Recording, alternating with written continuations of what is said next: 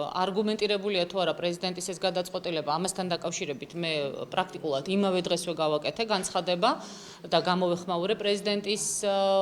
პოზიციას, რაც შეეხება იმას, რომ ქართული ოცნება დღეს იძახის, რომ მაინც მიიღებენ ამ კანონპროექტს, მე მინდა კითხვა დაუსვა პრემიერ-მინისტრს და ქართულ ოცნებას, ვინ უშლიდათ ხელს ამდენი ხნის განმავლობაში, რომ მიიღოთ ეს გადაწყვეტილება. მათ რომ რეალურად მართლაც დომოდათ ამ გადაწყვეტილების მიღება, რაც ეხება ერთსქესიანთა ქორწინების აკრძალვას და სდომოდათ მართლაც ამ გადაწყვეტილების საკანონმდებლო ბაზით და კონსტიტუციით გამტკიცება, მათ ამის საფუძველი ჰქონდათ, მაგრამ მათ ეს არ გააკეთეს შეგნებულად და სწორედ რომ წინასაარჩევნოდ შემოინახეს. ესე რომ დღეს ახლა გულზე მჯიხის ძემა და იმის ზახილი რომ ამას მაინც გავაკეთებთ, მე მგონი რომ გასაგებია რომ ეს არის მხოლოდ და მხოლოდ დაპირება და სხვა არაფერი. ისე მგონია რომ ქართული ოცნება ამას თავისი პატრონების, დასავლელი პატრონების შიშით ვერ გაბედავს. ესე რომ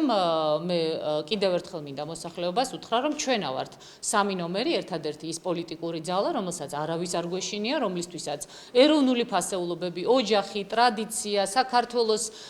ერთიანობა, მთლიანობა, ჩვენი რწმენა არის ყველაზე მნიშვნელოვანი და არც არასოდეს უკან არ მოვიხედავთ და არ მივიხედავთ ამ გადაწყვეტილებების საკანონმდებლო თუ სხვა სახით გამტკიცებაზე. ასე რომ სწორედ ჩვენ უნდა აგვირჩიოს მოსახლეობამ და არა ის ძალა, რომელიც როცა ქონდა უმრავლესობა პარლამენტში არაფერს არ აკეთებდა და ეხლა დაპირებებს გასცემს იმ იმედით, რომ კიდევ მიიღოს ასეთი უმრავლესობა.